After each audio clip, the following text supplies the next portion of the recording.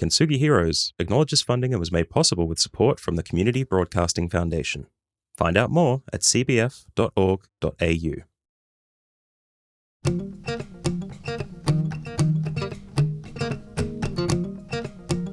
Welcome back to Kintsugi Heroes, helping people tell the stories they need to share so you can find the stories that you need to hear. In this episode, John Millum is joined by Robyn Catchlove, or as she prefers, Catchy. From her spirited beginnings in Adelaide to navigating the untamed rivers of North Queensland and nurturing a deep connection with Buddhism, Robyn's life has been a tapestry of daring adventures and profound wisdom. Despite finding significant hardships, including a failed marriage and numerous setbacks, Robyn embraced gratitude and compassion as her guiding lights. Her journey teaches us about the strength found in love, curiosity, and the unbreakable human spirit. Enjoy this one with Robyn Catchlove.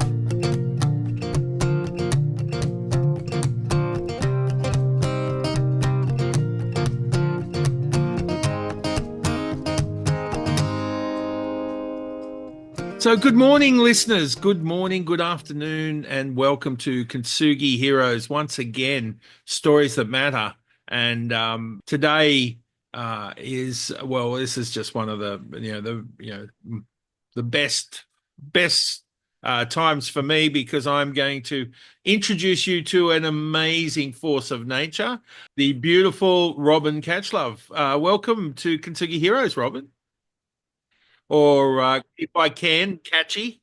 Oh, yes, please. And most delighted and honoured to be invited to wax lyrical with yourself in the dance of life.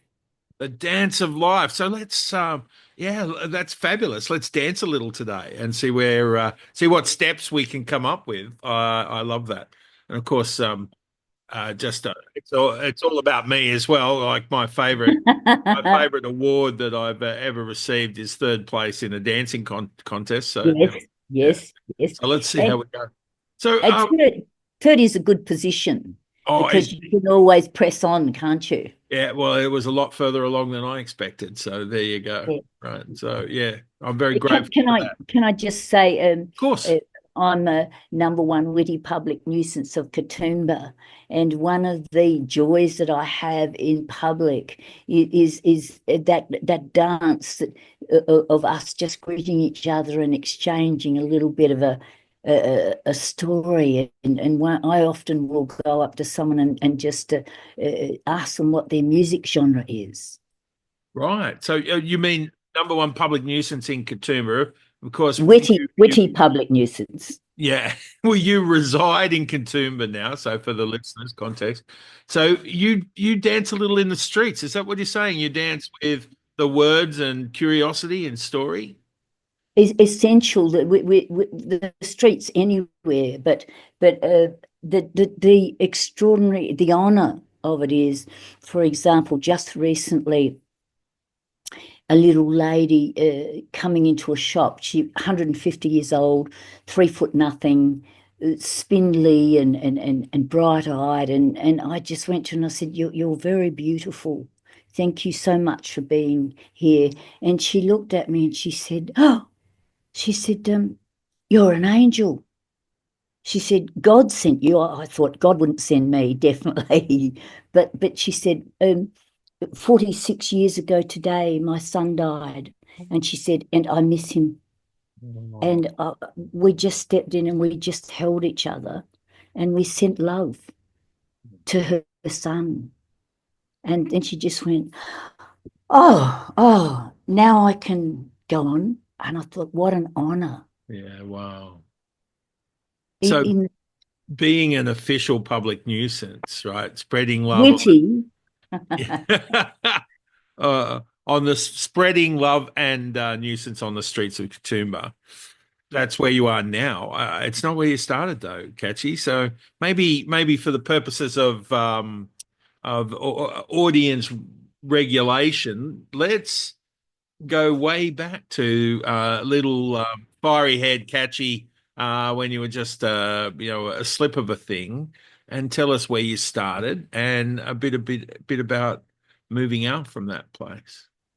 Darling, as I was a bundle of knowing everything, half smart, Yeah. feisty, Yeah. defending the little ones who needed it, and driving my mother and father mad with questions. And I was extremely fortunate because Mum and Dad were wise. Right. We were poor. We had nothing. We'd get in the bus every Saturday morning into town to the library, Oh, and we'd spend a whole day in the library. Dad read the English dictionary when he was 21 for wow. fun and taught himself Latin on the way. Oh, And so by the time we were, 4 and 5 years old, we were bringing home books every week from the library. We were reading every night. Puns was our number one game at home. mm. And so, and they managed me well for, someone, a little chappie that thought she knew everything, Where was this, Catchy? It was, darling, this was down in Adelaide, Oh, lovely. where one only takes one's clothes off when the lights go out, darling. Oh. So you were in proper Adelaide. What did you folks do? We were poor. We That was lived their in, official designation, poor. well, I didn't know that. We Right. ate every night and the house was full of love. Dad was a wicker worker, then he was a greengrocer, then he was a public servant. They did whatever they could to keep the little household a-cooking. Mm, mm.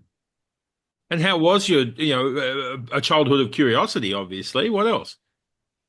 Basketball, playing good sport, Right. easily, naturally gifted, I would suggest, not knowing that at the time. Yeah, yeah. But and cheating, I was very good at cheating. It's if I because I took no notice in the classroom when exams came around, I was terribly clever at just Yeah. sort of popping my eyes over the other person's work, and that got me through. Crafty, Crafty. craft, Street smart, right? So, yeah. yeah, crafty Catchlove. Crafty Catchlove. I Yeah, like yeah. it. Yeah. And discovered school was dreadful, Yeah. and so didn't go anymore, and got sprung wagging it, and they ended up whipping me into a business college, Mm. and that was easy, so I stopped going. And Mum said, "Don't go, whatever you do, don't go to this naughty coffee club in the centre of Adelaide." And I said, So, "Where is it, Mum?" And where she am I not told me, going, so Mum? What's the directions? Yeah. so I went straight there. Wow. And in the end, I ended up working for Weapons Research Establishment, which was the mother station to Woomera, Wow. and So you were ended in up, secret business. yes, in the end, I was there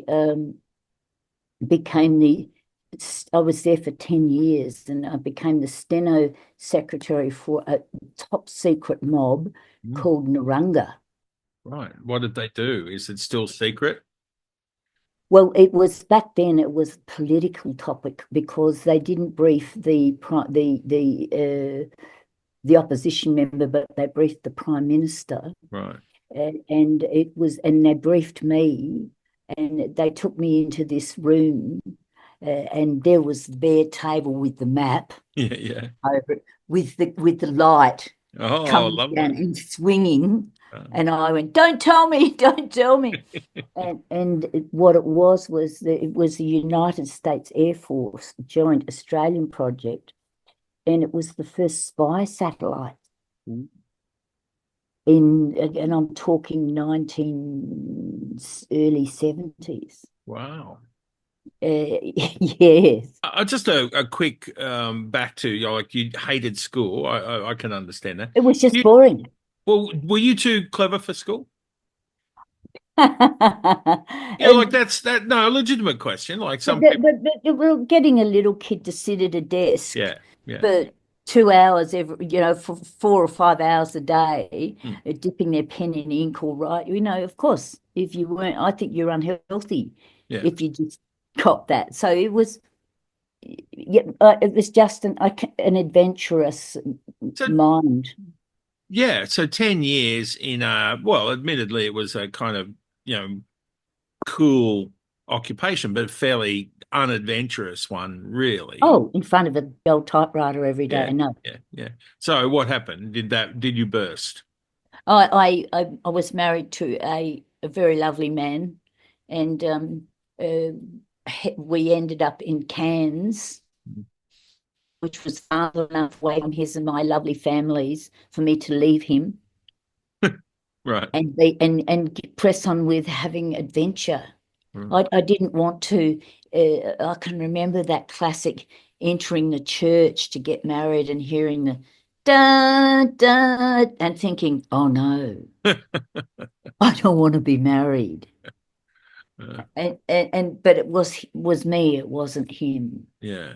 And ended up running into a naughty adventurer and building a vessel, a fishing vessel in a shed, living in this shed for 18 months, building a 30-foot by 11-foot 2,000 kilo freezer, 4-cylinder Bedford diesel engine vessel and popping it in the ocean. With the money that I got from the property that my husband and I sold, Right. and we turned left at the pointy edge and went up and professionally fished between New Guinea and Thursday Island and Queensland and down into the Western Gulf country for 10 years, where I wrestled crocodiles and sharks and cyclones and men. And the crocs were the easy ones. Yeah. So you left your lovely but boring husband, Yeah. became a fishing boat owner and Yes. hung out with a pirate and Yes. then just said, "Hey, let's go fishing for 10 years." Yes. Okay. Well, We as went. one does. We we leapt into the boat and we charged north, and we knew nothing about the sea. Oh, Of right. course, we didn't have any dinghy. We didn't have any life jackets. We had a map, a chart, and we as soon as we turned left and the ocean picked us in one and slapped us around a fair bit. Thank you very much, to give us a bit of respect and slapped us into Cooktown. Right. And the entire sea border was there because the weather was so bad. Right. And so we spent a week, all of us, raging through this little Cooktown and drinking the joint dry. And they said, whatever you do, don't go to the Normanby River, which was just above Cooktown. Whatever you do, because there's an old cranky old man in there who carries an M1, which is a repeating rifle, under his arm all day, and has been known to cut people's ears. Don't go there. No. So where did you go, Catchy? Yeah. With 2 bottles of rum. Oh, cool. That's where we went. Right. And we pulled up at the little wharf, man-made wharf, in this exquisite, glistening river. The sky was full of animals, the land was full, and so was the ocean. And the old man, then in his probably late 60s, with the furry hair coming out of the old wrecked captain's hat, comes slopping down the wharf with his M1 and fires a few shots over the bow and says, "Oh, sorry, I thought I saw a shark." And I hid behind my bloke, and he led with the 2 bottles of rum, and said, "Don't shoot us yet, Dave. You might like us." And by the way, so we tore the lid off of one of these bottles. It was 7 in the morning or something. We drank the bottle of rum, started to tear the lid off the second one, and the old man said, "No, that's mine, son." He said, "That's mine." He said, "Now, Robyn," he said, "we're going up the river to put some nets in. You can look after the kids and keep them away from the crocodiles." I said, "I want to come with you." and beginning of an extraordinary relationship with this old man that had a library of knowledge about the river. Right. This exquisite, glistening, untouched, Yeah. completely intact wilderness. So he was like the old man of the river. Yeah. He was the repository of wisdom. How long had he been there? He'd been up there for 10 years or so with a woman who was in her 30s, Ray. She had 2 front teeth missing. Yeah. She had long hair. She did all of the repair work on the engines, on the freezer engines, on the outboards. He had built a roof with 3 walls, timber, with a big timber table in the middle, which was filled with beer bottles, with gaskets, with old newspapers, with ashtrays, with cigarette butts in them, you know, and he did all the cooking over a bubbling fire. He did, and brilliant. The roasts, the stews, the soups, just every day, and he knew everything. That Australia is a wild place when you go to play, you know, outside of the local areas and cities and towns, right? Those men that go there and women, right? It's a very rugged place, very seen as a very masculine place, and yet there were women there, of course. Were they? How did they cope? When did you like you're choosing to be there? What was that? Did you recognize that it was a masculine place, or No. was it not about that? And for me, it was love, and I loved the man that I was with, and we were having an adventure, and every day was unknown. And there was always the learning about the oceans, about the tides, about the rivers, and the untamedness of it, I suppose. And yeah, the extraordinariness that we're talking late 70s, early 80s. So there was no one around but us's. Yeah. And we'd go upriver and wander around with no clothes on because we could. Yeah.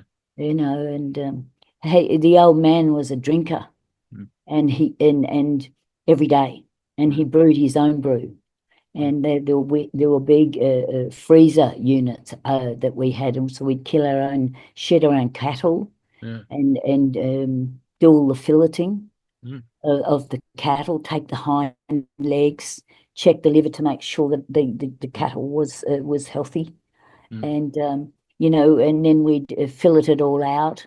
If your thumb went through it, it was steak. If your thumb didn't go through it, it was stew. Yeah. That's how you made that. Still a good rule in the kitchen. Yeah. And so it was like that. And I don't think we thought about whether it was. We just were there. Yeah. Well, it would have been a very tough existence, like physically demanding. How did you cope with that? Yes, we were strong and healthy. I had muscles coming out of my muscles, and I always remember we'd been there a while, and we were working in relation with the old man and his woman Ray and 2 little kids. Wow. Of theirs, and one day, and the old man was narky and always roaring orders, and wandering around with this M1 under his arm all day, and we were jittery. Yeah, we would get and just one day it all got the better of me, and he's roared, "Someone's stolen the glasses!" And I was the only one that wore glasses in the camp, and I just kicked my chair aside and leapt up. Inside here, I'm going, "What am I doing? Shut up, sit down." And up with the fists like bloody Muhammad Ali. And I said, "That's it. I've had enough. get outside, Dave. Come on, let's have a little bit of biffer. And I'm in here, I'm going, shut the you know what up. Yeah. And he looked up at me and all the crocodiles stopped moving Yeah. and snakes stopped rustling in the grass. And the two little kids, they went, everyone, the entire bush held its breath because no one had ever. And he looked up at me and this great big grin broke out. And he said, oh, Jesus, I love women. He said, come here, darling. He said, sit on my lap. And I did. And he said to me, I'm sorry, love. He said, this was his apology. It's my monster just taking me for a walk. Oh, wow. Wow. Isn't that a gorgeous description? Oh, man. That's so deep, isn't it? Isn't it? Yeah, wow. And he said, and I love you, and I would never hurt you, and all of that. Wow. Of course, like such an interesting self-awareness, right? The sense that, he doesn't have has never been to a psychologist, I'm sure, but that Yes, sense that, he is where he is because he needed to regulate his monster. yes, Yeah. yeah, yeah, Wow. What an yeah. amazing experience. So, of course, you're up there fishing and fighting and, Yeah, yeah. and Being stuff. half smart. Being how smart. 10 years. What happened?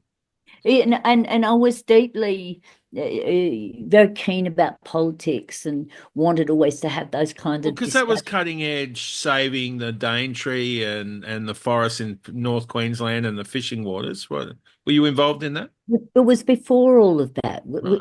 There was no one up there. We Yeah. were free. That was Mm. what was most extraordinary. To get a fishing license, you went into the fishing department and filled out a form and gave them $30. Wow. See you later, motors. Yeah. Later, we all had to sit for skipper's tickets, Yeah. Yeah. which were involved, doing, Yeah.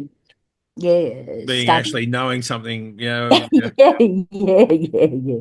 What Yeah, about of course that's a very it's a very old country with a people that existed there way before yes. we got around. So how did that play out? How did you get on with Um, the original inhabitants? from the Cooktown, after a couple of years, we left and we went north, and we fished out of Thursday Island. And by the way, anybody who's watching, take the time to go up and experience the Thursday Island culture, which is not Aboriginal. No, Their necks are thicker than my waist. right. They're big people and they're different, Yeah. different facially too.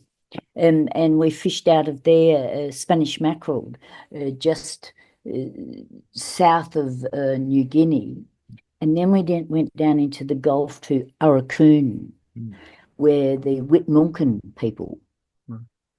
have camp Mm. and or have an establishment, shall I say, the mission it's called. Yeah. And the Queensland government went through all of that country and used legislation to call them missions so that the mining companies could turn up and mine there, thank you very much, Right. without giving any royalties to the Aboriginals. And Weeper, which is where we're talking about, the bauxite is Yeah. the largest deposit in the world. Mm. And so we were in Arakoon country, and that was our home port. And so we mixed with the Aboriginals, and it was sad. A lot of it, the mission money, the money would come, and a lot of them would drink, and the little kids would suffer. But also there was an extraordinary side, and one of them, Peggy, she and I, we became genuine mates with each other, and she would walk me, say, Robyn, look, see this tree here? Yes. You see the baler shell underneath? Yes. That's because there's water there, Robyn. Someone has left that baler shell to show you that. Or here, look, this is where you dig for turtle eggs, but you don't take all of them, Robyn. And so there was this. I was blessed to have this extraordinary exchange. And I said to her, I said, the before the British came, I said, you know, the Indonesians came down through here and so did the Chinese. She said, Robyn, we already know that. Yeah, yeah. She said this was passed down Mm. by word of mouth to us. Mm. So they were very, very knowledgeable about their history, and we had a deep respect. At one stage, it in the wet, we weren't allowed to fish because the barramundi would be moving up and downstream and throwing their eggs. Yeah, throwing, spawning. Yeah. yeah, and so one year they came to the wharf to all the fishermen, and of course we had never asked anybody's permission. Mm. And they said, please don't go fishing for the next 6 weeks because one of ours have died. Albert, his name was, and he needs to know where he's going to settle.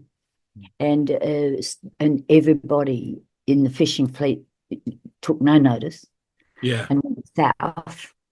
In Les and I, we went north. We didn't fish because they'd asked us not to. And so when that 6 weeks was over, we had caught nothing. We went south again, and one day the Aboriginals, they turned up on the shore, and we went over and got them and brought them back, and you ice cream for the pickaninnies, cigars for the men, rollies, tobacco for the women, cups of tea. And they said, we fellas, we still saw what you did, not going where we'd asked you not to go. And he said, we want to offer you a child. And the mother, she's gone walkabout. And because of what you did, we know you have respect. We want to offer you a child. And I said, does that mean forever? They said, no, you can look after for some years, then they come and take. And I said, no. Right. And I'm sorry that I said no. Yeah. Now, because it would have been fortunate for that period of time. But they were like that, you know, they were extraordinary people, and they shared a lot with us in their knowledge and skill. Wow. All things changed, though. Yes. And I want to say, I think anybody who hasn't had regret in their life hasn't had enough adventure. But you can have regret, but don't hold it. Yeah. Just look at it and go, oh well, that was like that, but that's okay now too. You know, to forgive it. So regret is a low adventure indicator light, right? You can look and say, I wish I'd done it differently, but let it go. Yeah. Don't hold it as a, you know. So I'm saying, you know, have adventure. See who you are, isn't it? Well, that wasn't the end of your adventures. So da, da, da, da. so turn the page, right? Your time as the matriarch of the fishing fleet is over, right? There weren't many women on the ocean. I was one of probably 2 or 3. And the difficult part about that was that the men who owned boats and who were on the sea were pretty dreadful. Yeah. And that involved, who do you think you are? As a woman, you've got no right to be on the sea. And by the way, it's your fault we didn't catch any fish, or your fault that the engine's broken down. Oh, and by the way, you can sleep with me, and you can mend nets, and you can steer the vessel. And so it was at the beginning of the change. And I have realised now that men over the centuries have had a pretty dreadful model. They've been taught a dreadful model too. Yeah, yeah. You know, so yeah, there was. So it's quite, you know, as we talked about earlier, it's quite wild, right? So, and but you're not, you know, you were in the middle of this, you know, kind of raw, violent, sort of real play, you know, experience, right? But you're a friend of men. Oh, Absolutely, and celebrate in their extraordinariness and their skills and their knowledge and all of that too. Yes, and I think there was a fair bit of bloke in me at the same time too. That chappy. Yeah. Capable of swinging it with the best of them. Remember, Weeper was a single men's mining quarters. Right. And there was one bar there at the end of the mining quarters, and men would drink their bummy, and because that's where we would tie the boat up. Right. Yeah. And I always remember throwing a punch there that worked. And as I ran away to hide under the wharf so that I wouldn't. But someone had been rude to me, and I'd had enough, and just let this fabulous ride. What is it? Wing just go kaboom, and most gorgeous. He just fell on the deck. Well, you never mess with a fisherman. That was always a rule of mine. Never Yeah. never arm wrestle with a stonemason or a fisherman, right? So, And I leapt over and ran. beautiful. Yeah. So, how there's a big difference between Weeper, Aurukun, and of course Katoomba. So, tell Yes, us, how did you start to bridge the gap? I Because don't know. there were more adventures, right? Like I've seen the bio, right? You're up in North Queensland in this absolutely unsophisticated and quite raw place, but soon to be in some of the calmest, most tranquil places you could find. Tell us It about how became you got involved with Buddhism. oh, most interesting, uh, and most fortunate, and um, it must have been the early 90s or mid 90s, something like that. And I started having dreams of the Dalai Lama, and could remember back when I was little having similar dreams, and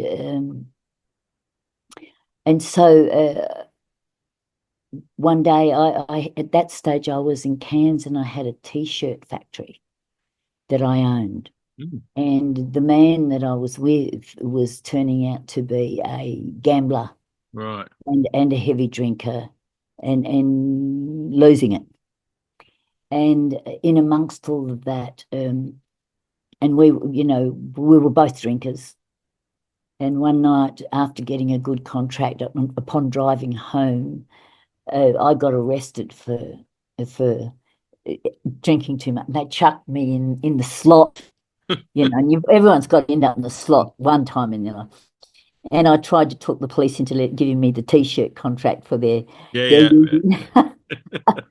and when I went home and I realized I needed to tidy me up amongst other, and I sat down and I wrote a letter completely, immediately, spontaneously to His Holiness, thanking him for coming to the West and bringing wisdom. So you And just decided out of, yeah, you've just been released from then the police station, so I better write a letter to yeah, the Dalai Lama. Okay. there I am sorting out the money, which is rapidly going in gambling, etc. Yeah. And there was no internet then, so I just addressed it to the Dalai Lama, North India, and put lots of stamps on it. Yeah, right. And it was just to thank him Yeah. for coming, and popped it into the mail to satisfy me. And so just before I limped out of Cairns with no loot in the pocket and So drove, a failed business venture because the man has let you down again. because he's gambling, because he's drinking, etc. Yeah. Uh, and not expecting, and to drive the 3,000 miles home brokenhearted and torn apart and don't got no loot, and another adventure in smithereens. And this envelope turned up. I thought, who would be writing to me from North India? And opened it up, and it was a letter from His Holiness. Oh, you're kidding me. Saying, thank you very much for your offer of services. Thank you for your letter and for your offers of services. And so I limped to it and thought, I went, oh yeah, penny didn't drop. Went down to Adelaide and somehow discovered along the way that he was coming. It was his first journey. Wow. And I know, I was driving home one day and a house called out to me and it said, Robyn, you have to stop and look. And so I backed up and there was this little 3 red brick house. And I thought, oh yeah. And above it was written, Thai Buddhist meditation temple. Mm. And I drove off, and 2 or 3 weeks later, unbeknownst to me, I got out of bed one morning, showered, got in my car and just drove there. Wow.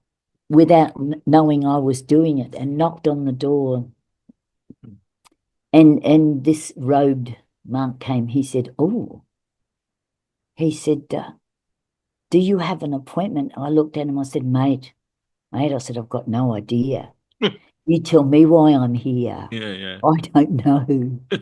And went in and sat. And when this monk put his hands together, I did. And when he didn't, I didn't. Yeah. And he was speaking Malaysian anyway. And I told him just before I left that the Dalai Lama had written me a letter. And I went home and thought, oh, yeah.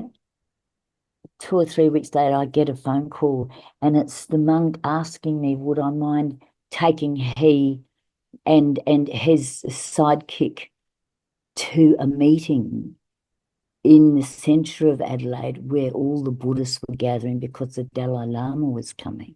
Wow. And there I was in the FJ Holden with this column shift with 2 monks in the back. And here I am, this funny fisherman, driving these 2 monks to this public meeting. Yeah. And I knew no one. And coming out as secretary of the tour in South Australia, mysteriously. Maybe no one else wanted to do it. So another secret sort of secretarial role just popped up. So you became the secretary for the tour in South Australia. In South Australia, my goodness, right? And put on a fabulous concert at the Adelaide Town. Did things. Yeah. But by the time he came, I was with a scurrilous chappie, and I wasn't in Adelaide. And so after he came to Australia, he went to New Zealand. Yeah. And so I caught a plane. So you didn't meet him after all of that? You didn't meet him in Australia? No. Huh? I caught a plane to New Zealand just to follow him. Because I was so disappointed in missing him. And wherever he went, I just rang the tour operators the day before and would say, where is he? And they'd say, oh, he's in Wellington or he's in where. And I'd go there and get there early and just go into whatever he was doing. And one day I rang and I said, where will he be tomorrow? And they said, he'll be at the Wellington Parliament House, but you're not welcome. Oh. Dangerous. You should never say that to me. No. Why were you not welcome? Was that a general not welcome? No, it was a political gathering. Oh, right. Okay. So they didn't want the peasants there. Yeah. They didn't want the simple followers. Yeah. And so the next morning I leapt out of bed and tarted up, put on some nice clothes, caught a cab, went there. And there's this big Maori guard standing at the door. And I go up and I say, excuse me, my name's Robyn Catchlove, and I'd very much like to go to this meeting. Yeah. And, that I was involved in Adelaide. And he big and lovely. And he goes, bro, I can't I can't get you in there, bro. And I said, well, who can? And he said, bro, he said, the mayor can. And I said, well, take me to the mayor. And again, I've got no idea what's taking place. It's just, and so we go along the mahogany polished floors, up the mahogany stairs to the mahogany door. Yeah. Knock, knock, knock. Door opens. There's the mayor. Sitting at a mahogany desk. Yeah, and he's got the gold chains and a little bit of dandruff on his Yeah, of course. boot. And and the mayor goes, this is Robyn, and disappears. And I say, well, how do you do? Brushed a little bit of his dandruff off, tidied up his gold chains. And I said, my name's Robyn Catchlove, and I very much, I've been involved in the tour in Australia and very much like to come to this meeting. And he had a pulsing red nose. I think he might have had a couple of tipples. But he said, my dear, he said, not only can you come, he said, you can come on my arm. Oh, lovely. And popped his arm out. And I said, well, thank you very much. And off we go down this hallway. Paid off putting the good clothes on. Yeah. And off he and I go down the hallway to this meeting, and His Holiness comes in and is joyous and laughs. And I definitely didn't need to be there, but was.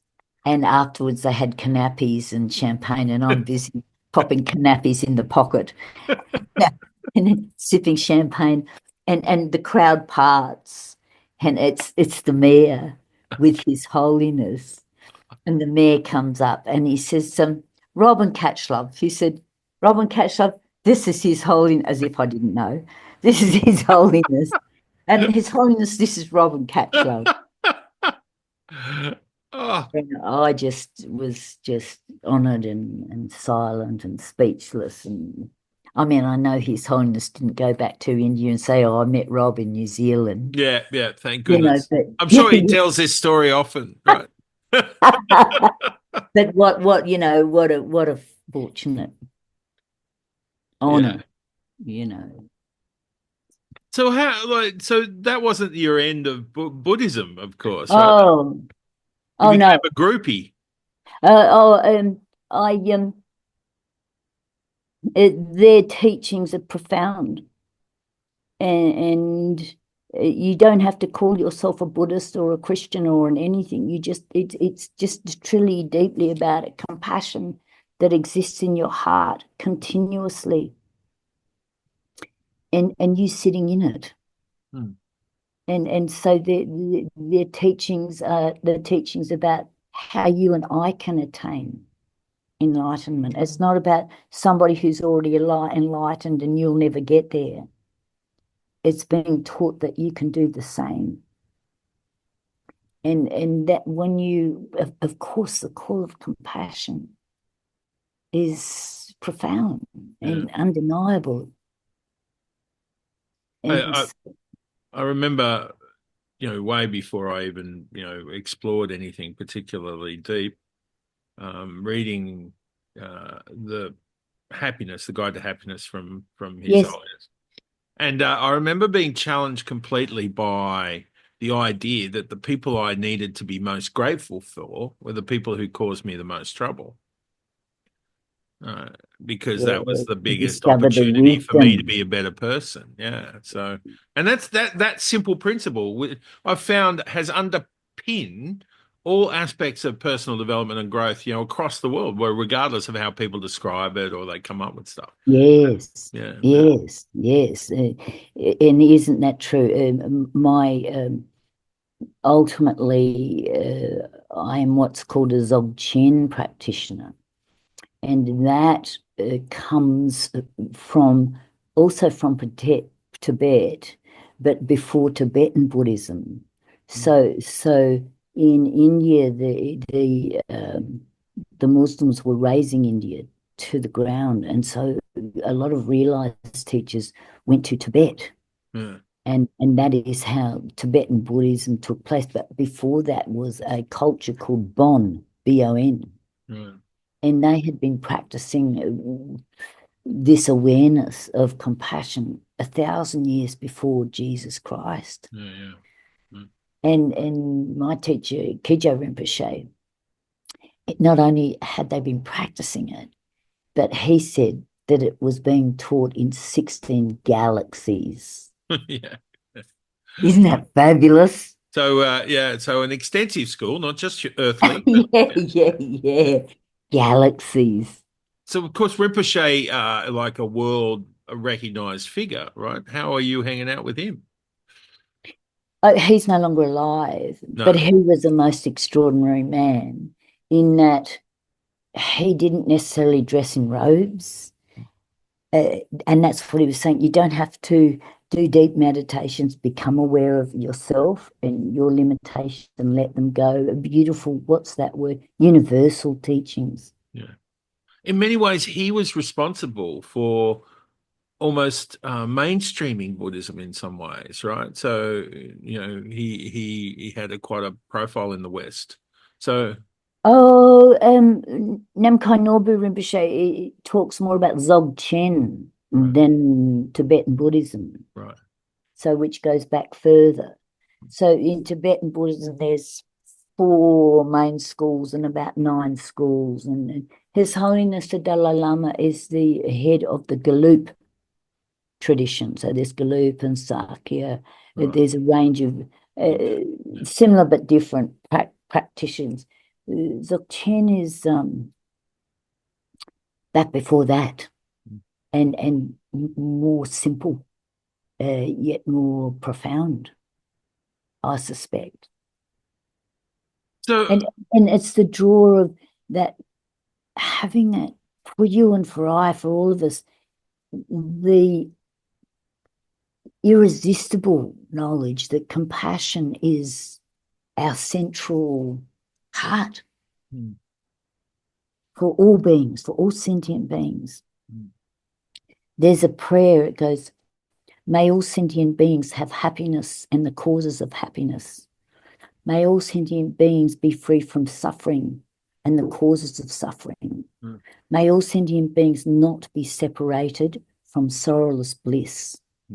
May all sentient beings abide in happiness without sadness, attachments. Alalaho. beautiful. Yeah. I'm up for that. Yeah. And of course, that's, you practice that every day these days. Just a little backtrack, right? You mentioned you're scurrilous man. I think in the bio, there's quite a lot of scurrilous men. You're right. Right. So And was that part of the journey? Is like, why were you, why you were hanging out for, Les was your great adventure. And of course there were, gamblers and, fighters and rough blokes and stuff. So, so what's that journey about? What's your journey? What's the journey of a heart meant to you? I think a heart full of love and wanting to give and mistaking passion for love Yeah. and giving readily. And many of them I would call wounded warriors already, and so was I. Are you trying to fix these men, Catchy? But and wanting to be fixed. Yeah. And they weren't the days when you could go to somebody and ask them questions. There was my healingness was in there trying to learn too, I think. Yeah. And the adventure, I think I was fearless, driving to different towns and setting up on my own and going and getting work, selling real estate. I used to drive out into the mining country and sell real estate to in Thierry and Middle Mountain, Wollongong, on my own. Yeah. Do 500-600 kilometers and then go and do presentation or sell opals or it's unexplainable. It's like young Sir John, is life unexplainable though? in your view, or with what's taken place with your life? Yeah, I like it's a great question, Catchy. Perhaps I think the definition of life might be just how actively we try to explain things, right? So, maybe a great life is a curious life, a life where we try to answer questions that probably don't have an answer, right? Ah, So, so that's a top answer. That they don't have an answer. I remember many years later going to my mum when I was, I don't know, in my 50s and saying and apologizing yeah, for the life. And she looked at me and she said, Robyn, she said, if you'd have been one of the boys, yeah, it would have been all right. But she said, you were my daughter. yeah, And she took me to her wardrobe and she took out this lovely plastic sealed bag, inside of which was a hand crocheted by her christening gown. oh, She looked at me and she said, this was for your first child. oh, kiddo. And we looked at each other and we burst out crying. Yeah.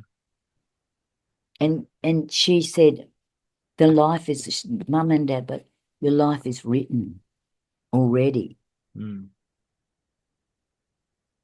which is unexplainable, isn't it?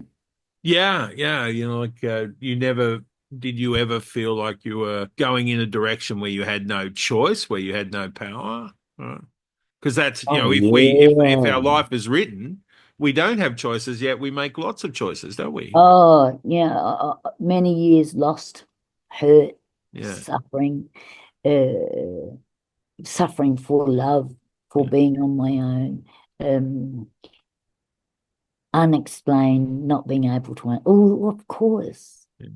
all of that humanness. What did you learn? What would you what would you summarize your big learnings from that whole, from that level of experience of diving in? I discovered one day as I was grizzling to me about what I should or shouldn't have or how I was. And Yeah. I had a quick chat to me and I used the magic word, I might add. And I said, Robyn, shut the you know what up Yeah. and start getting grateful Oh, well. and thank everything, in particular the things you don't like. Thank you, rain that's making me wet and I don't like it, but I know you're watering something somewhere. Thank you, little bird that's just died in front of me, for what you're teaching me.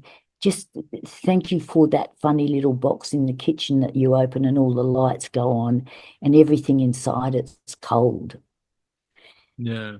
Thank you for water coming out of the shower. Just started thanking everything. And I think in that is you forgive everything. And it falls away. It doesn't take, you don't have to practice it and think it and figure it out and sit there with your candles and your Buddhas and your bloody blahs and get lessons. You Mm. just start thanking. Yeah. Just thank you, little eyes, for still seeing, ears for, just and thanking nature. That little flower I saw this morning, so extraordinary, and it just unfolded. Mm. And it was yellow and pink and orange on the inside, colors you never put together. And you, what have you discovered? The hugeness in smallness. Go on, go Well, on. this isn't about me, Catchy. So you clever thing, right? But yeah, just that the more we're certain, the more we see ourselves as big and important, the more sure we are of anything, the further away we are from truth. Rather than truth, can I suggest awareness? Yeah, I think that's a So good that you, that's a good suggestion. Yeah. so The that further you we are don't, away from awareness, yeah. so that you don't go, this is good and this is bad. That's right. It's meaningless. You recognize it and allow it to allow it. Maybe it's something like that. And all I can say is I'm a fabulous #1 witty public nuisance of mirror, but for that same joy, I mean, Yeah. the simpleness of being able to, not long ago, and I'm saying that I'm honoured. Honestly, I'm no heroics at all. Recently, big truck, 100-tonner, pulls up at the petrol station, but out on the footpath, not in the station. And I think, oh, I'll go and be wittily charming. And he's standing there, and he's mid-70s, muscly, windblown, Aussie, bronzed, Weathered. bit Yeah. thin, weathered. Yeah. Got the stubby shorts on that he Yeah. probably wore for a fortnight one way and turned them around the other way for the next fortnight. The Jackie Howe Yeah. and the Rolly unlit. Yeah. Oh, lovely. Yeah. And he's wiping the big bumper bars in the front of his truck. And I could feel he wasn't happy. And I went to him, I said, "Are you all right?" And he looked at me and started to rub his heart. He said, "Mate." He said, "No, I'm not, mate." I said, "What's wrong?" He said, "Mate," he said, "I've driven millions of kilometres." And he said, I've been on the road all my life. But he said, "I never get over it." And I said, "What?" And he said, "Mate," he said, "I just ran over a roo." Oh. And I said to him, "Is he dead?" And he said, "That's the best bit, mate, he is." But he said, "I never get over it." And we just put our arms around each other and we sent the roo love, Right. isn't it? And we both did. And it was an honour for us both. And then he went, "Oh," he said, mate, he said, "Now I feel better." He said, "I feel better now." And he swung up into his cab, and I threw him some, love from my heart. He did the same back. Isn't it? And off he went, trundled off into, the highway of life. Those moments, they're precious, but they're there for everybody. Yeah. Just the dance, isn't it? What a dance it is. Of course, people can hear, they can read your book, and They can read the book. yeah, they can read your book. It's available, I'm sure. They can find it on back lists and things, and at bookstores, or on your website. The name of the book is Somewhere Down a Crazy River. Somewhere down a creek. Yeah, and it comes somewhere down a crazy river, and it comes from Robbie Robertson, who was the leader of the band that backed Bob Dylan. Right. Wow. And Robbie Robertson, who has just recently died, was a fabulous singer, and he sings this song about somewhere down a crazy. I know. I think I'll go and see Madam X. And he's down in sort of Mississippi, somewhere like that. So there's a reference with respect to him. So Somewhere Down a Crazy River by Robyn Catchlove. Of course, they can listen to you on community radio. You're on Radio Northern Beach, Radio Blue Mountains. Yeah. With a couple of shows, right? Keeping the locals both up to date on love and gratitude and good music. Good music and community radio is extraordinary because the community owns it. And so people who are doing interesting things in the community, come on my station. Come and let me interview you. Come and let us share. So yeah. That sounds amazing. Catchy, it's been a wonderful small taste, just a tiny taste of your incredible life, which I am so grateful for you sharing with me and the Kintsugi Heroes listeners. Your wisdom is profound, and I'm so grateful that you are both in the world spreading that little bit of kangaroo love, right? Thank you, Don. And that you are a witty, nuisance for all of us. And can I please just say, you are a joy, and your wisdom and your knowledge and your willingness to share at a deep level is essential for us all to hear, women and men alike. And I deeply appreciate that. Thank you, Goddess man. Wow. Thank you, Catchy. Very grateful.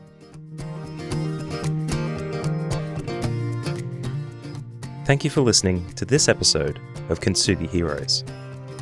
Thank you to Colin Lilly for permission to use Broken as our theme music for this series. If you enjoyed this conversation, share the podcast with a friend and let us know by leaving a rating and review on Apple Podcasts, Spotify, or wherever you get your podcasts. If you'd like to support Kintsugi Heroes and the stories we share, head to kintsugiheroes.com.au and follow the instructions to make a tax-deductible donation. Thank you for listening, and we'll see you next time.